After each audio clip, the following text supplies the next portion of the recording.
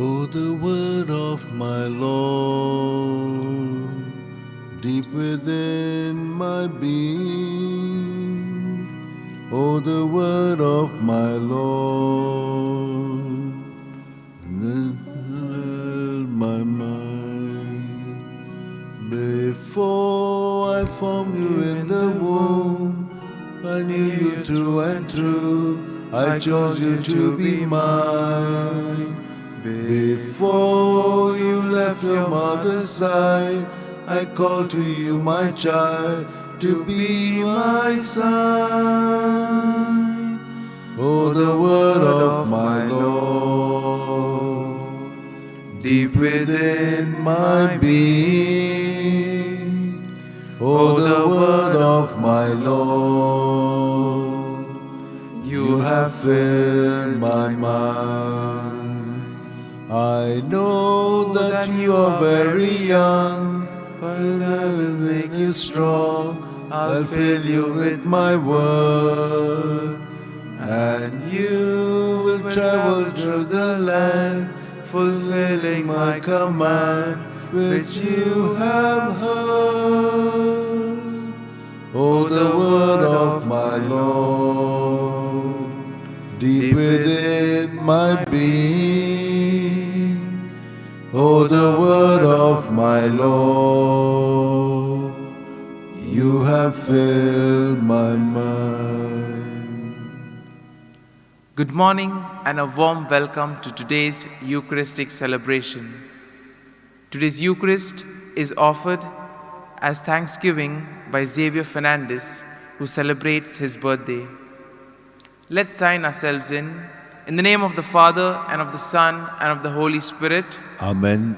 The grace of our Lord Jesus Christ, the love of God, and the communion of the Holy Spirit be with you all. And with your spirit. My dear friends, today we shall reflect on the life of Saint Caesarius. Now, right from young, he was a brilliant boy. He received his education in Alexandria, where he specialized in oratory, philosophy, and medicine. He then went to Constantinople, and there he perfected his medical studies so that he became the foremost physician of his age. He met his brother Gregory when he was returning back, as his brother was also coming back from Athens, and together they traveled to Nazianzus in spite Emperor Constantius' request to stay in Constantinople. However, they were recalled to Constantinople by Julian the Apostate. There, Caesarius was honored as the first physician, and he was exempted from the edict against Christians. Now Caesarius resisted all efforts to make him abjure his faith. He was, however, then restored to his former position. Once in the year 368, there was an earthquake in the town, and he narrowly escaped that earthquake. Now this had a profound influence on his life, and then he decided to renounce the world and decided to end his long catechumenate and be baptized. When he died, his brother Gregory preached for his funeral, and he was buried in the family vault that in the presence of his parents.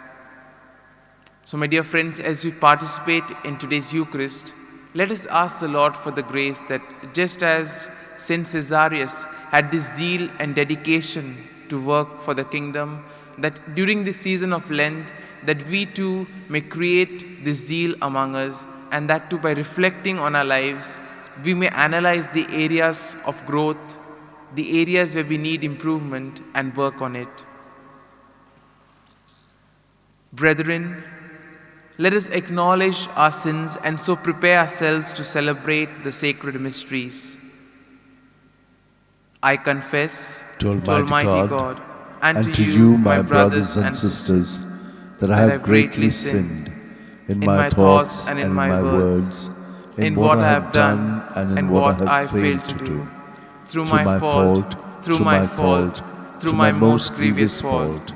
Therefore I ask Blessed Mary, ever Virgin, all the angels and saints, and you, my brothers and sisters, to pray for me to the Lord our God. May Almighty God have mercy on us, forgive us our sins, and bring us to everlasting life. Amen. Lord, have mercy. Lord, have mercy. Christ, have mercy. Christ, have mercy. Lord, have mercy. Lord, have mercy. Let us pray.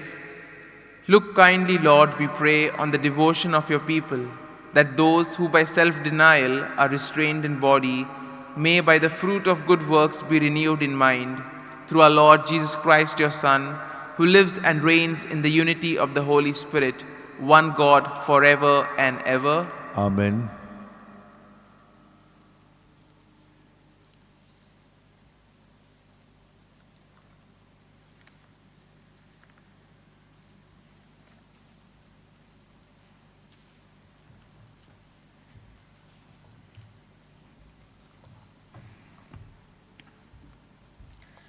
A reading from the book of Jonah.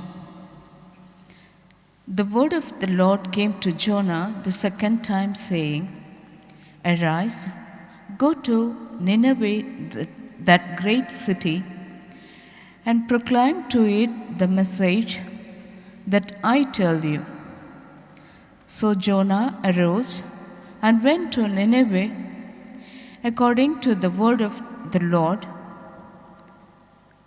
Now Nineveh was an exceedingly great city, 3 days' journey in breadth. Jonah began to go into the city, going a day's journey, and he cried, Yet 40 days, and Nineveh shall be overthrown. And the people of Nineveh believed God. They proclaimed a fast and put on sackcloth, from the greatest of them to the least of them. Then tidings reached the king of Nineveh, and he arose from his throne, removed his robe, and covered himself with sackcloth, and sat in ashes.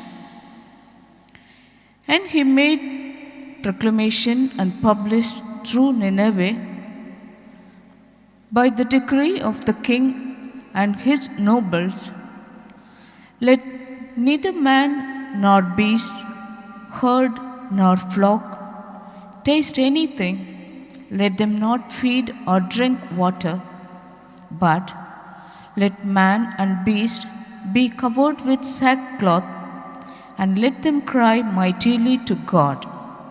Yeah, let everyone turn from his evil way and from the violence which is in his hands. Who knows, God may yet repent and turn from his fierce anger, so that we perish not.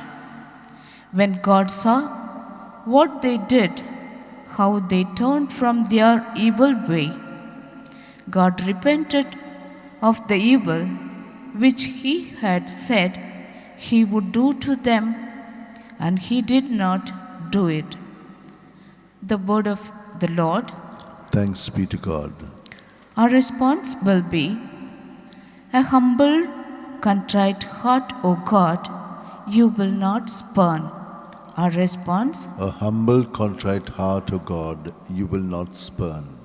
have mercy on me, God, in your kindness. In your compassion, blot out my offense. Oh, wash me more and more from my guilt, and cleanse me from my sin. Our response, A humble, contrite heart, O God, you will not spurn. a pure heart create for me, O God. Put a steadfast spirit within me. Do not cast me away from your presence, nor deprive me of your Holy Spirit. Our response, Contrite Humble, heart, O God, you will not spurn. for in sacrifice you take no delight. Burnt offering from me you would refuse. My sacrifice a contrite spirit.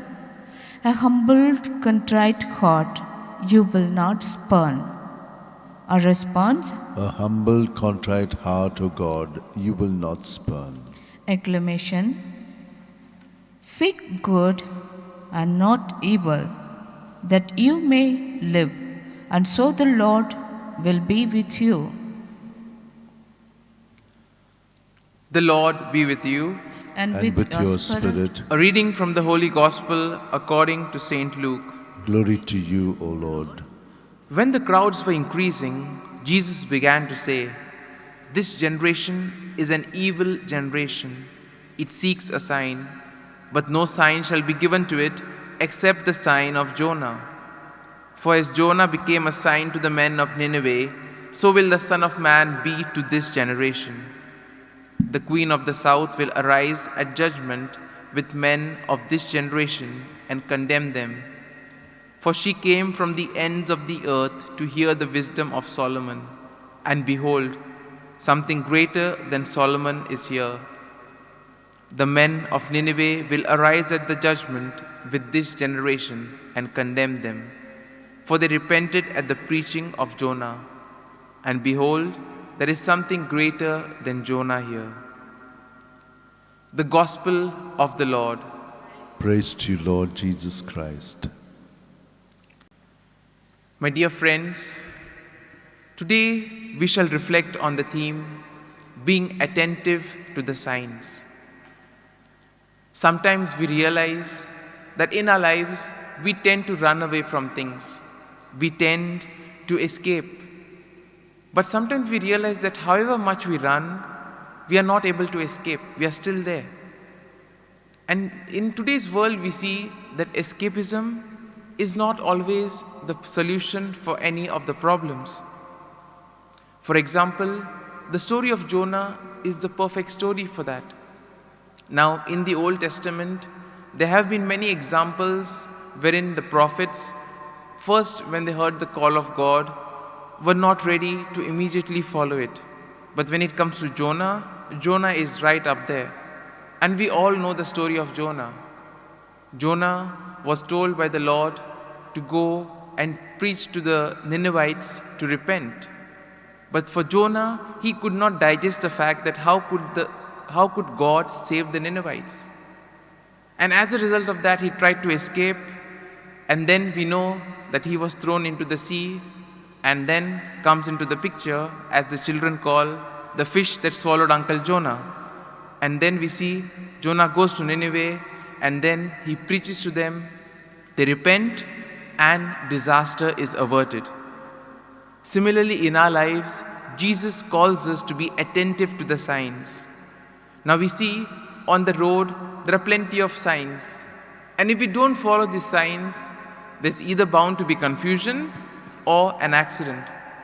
Similarly, in our lives too, Jesus gives us spiritual signs in order to avoid spiritual disaster. What's important for us is to be attentive, to observe the signs, and then to act upon it. We see that God warns us for our good. Now, God is not like a judge waiting to punish. God is a merciful, kind, and loving God. The moment we turn back to God, He is always there to accept us with open arms. But we see that it was characteristic in those days of the scribes and the Pharisees, and in fact for anybody, to question and ask for a sign from somebody who claimed to be a messenger of God. And rightly so, the scribes and Pharisees asked for a sign. But in a way we see that they were blinded to the fact and the miracles that Jesus was doing. Now Jesus was doing so many things. He was healing people, He was preaching, and Jesus says, if you all can't see these as signs, then what else can be given? And there we see that Jesus was already present in their midst. If they were really connected to God, if they were really attentive to the workings of the Spirit, they would have recognized Jesus and immediately changed. Similarly, we see the Ninevites, they recognized the call of God. They recognized what God was trying to tell them, and they changed. Similarly was the case of the Queen of Sheba, who heard the wisdom of Solomon. But the religious leaders were not able to see this, and as a result, first they rejected John the Baptist and then Jesus. And in a way today, we need to ask the Lord to give us the gift of the Holy Spirit so that the word of the Lord can set us free. Set us free from what? Set us free from all that which binds us, all that which takes us away from God. The slavery of sin, slavery from our desires, etc. And then we see that today we need to pray for the gift of the Holy Spirit so that we may be able to understand the will of God in our lives, and most importantly, the fact that God does not condemn us, but He wants us to turn back and come to Him. So today, in a very special way, let us pray for the grace to be attentive to the call of God and to be attentive to the signs that we receive in our lives.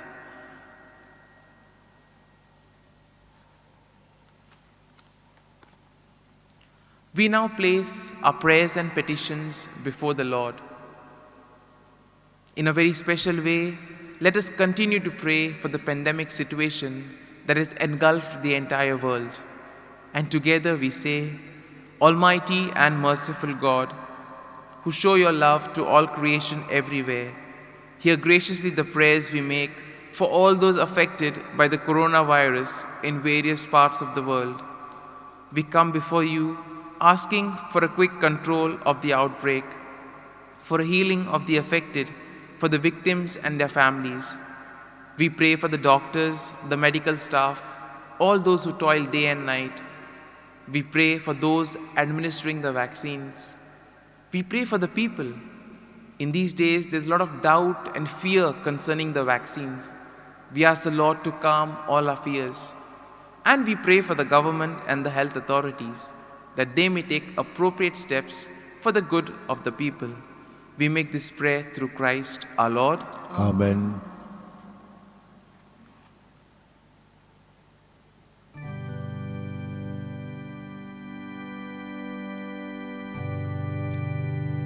Take thou the offering thy children make, all united for thy name's sake. Heavenly Father, Almighty God, we offer thee this sacrifice. Show to us thy mercy, O Lord. Forgive us the sins of all our life. Take thou the offering thy children make, all united for thy name's sake.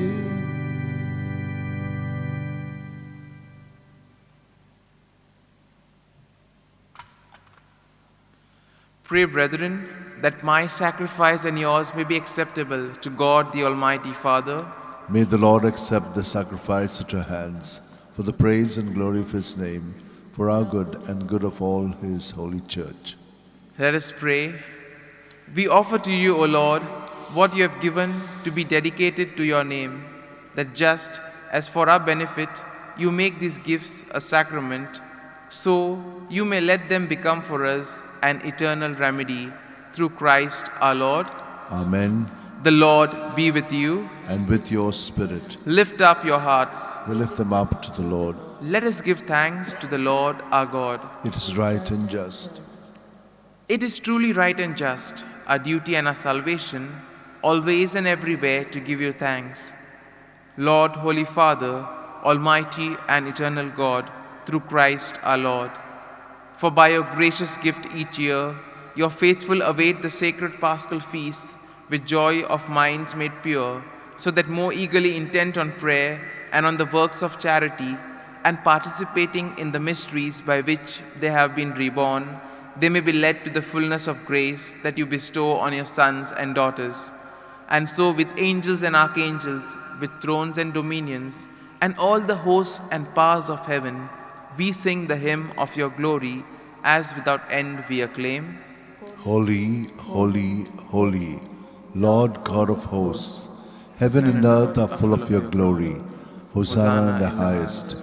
Blessed is he who comes in the name of the Lord. Hosanna in the highest. You are indeed holy, O Lord, the fount of all holiness. Make holy, therefore, these gifts, we pray, by sending down your Spirit upon them like the dewfall, so that they may become for us the body and the blood of our Lord Jesus Christ. At the time when he was betrayed and entered willingly into his passion, he took the bread, giving thanks, gave it to his disciples, saying, "Take this, all of you, and eat of it, for this is my body, which will be given up for you."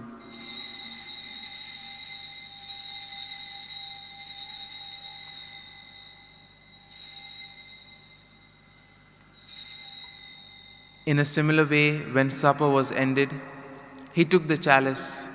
Once more, giving thanks, he gave it to his disciples, saying, "Take this, all of you, and drink from it, for this is the chalice of my blood, the blood of the new and eternal covenant, which will be poured out for you and for many, for the forgiveness of sins. Do this in memory of me."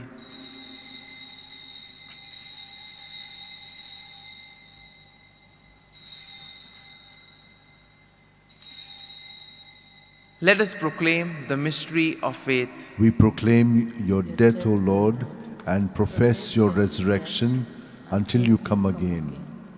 Therefore, as we celebrate the memorial of his death and resurrection, we offer you, Lord, the bread of life and chalice of salvation, giving thanks that you have held us worthy to be in your presence and minister to you.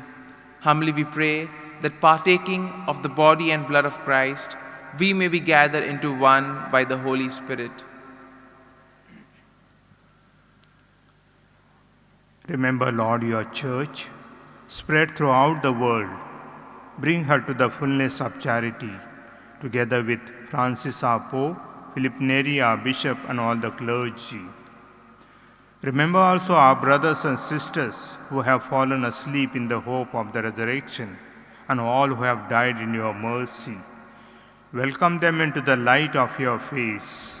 Have mercy on us all, we pray, that with the Blessed Virgin Mary, Mother of God, with Blessed Joseph, her spouse, with the blessed apostles and all the saints who have pleased you throughout the ages, we may merit to be co-heirs to eternal life and may praise and glorify you through your Son, Jesus Christ.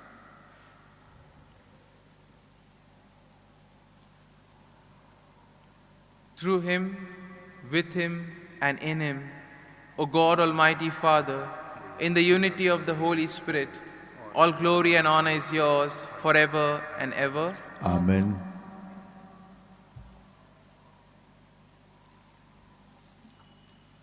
At the Saviour's command and formed by divine teaching, we now say the prayer that Jesus taught us. Our Father, who art in heaven, hallowed be thy name. Thy kingdom come, thy will be done, on earth as it is in heaven. Give us this day our daily bread, and forgive us our trespasses, as we forgive those who trespass against us. And lead us not into temptation, but deliver us from evil. Deliver us, Lord, we pray, from every evil. Graciously grant peace in our days, that by the help of your mercy, we may be always free from sin and safe from all distress, as we await the blessed hope and the coming of our Savior, Jesus Christ. For the kingdom, the power, and the glory are yours, now and forever. Lord Jesus Christ, who said to your apostles, "Peace I leave you, my peace I give you," look not on our sins, but on the faith of your church, and graciously grant her peace and unity in accordance with your will, who live and reign forever and ever. Amen. The peace of the Lord be with you always. And with your spirit. Let us now offer each other a meaningful sign of peace.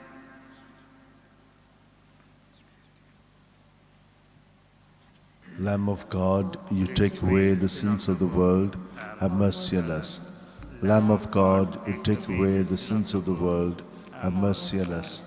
Lamb of God, you take away the sins of the world, grant us peace.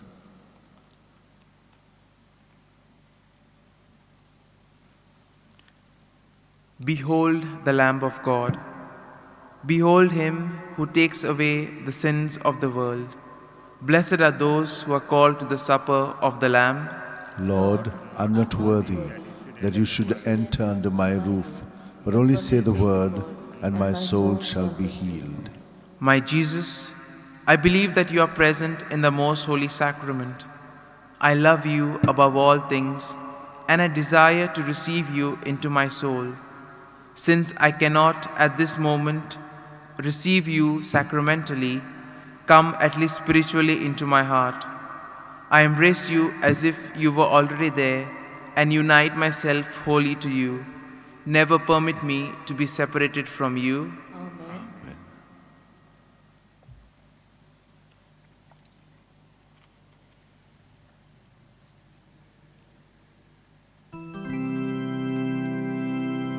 Into my heart, into my heart, come into my heart, Lord Jesus. Come in today, come in to stay, come into my heart, Lord Jesus. Into my life, into my life, come into my life, Lord Jesus.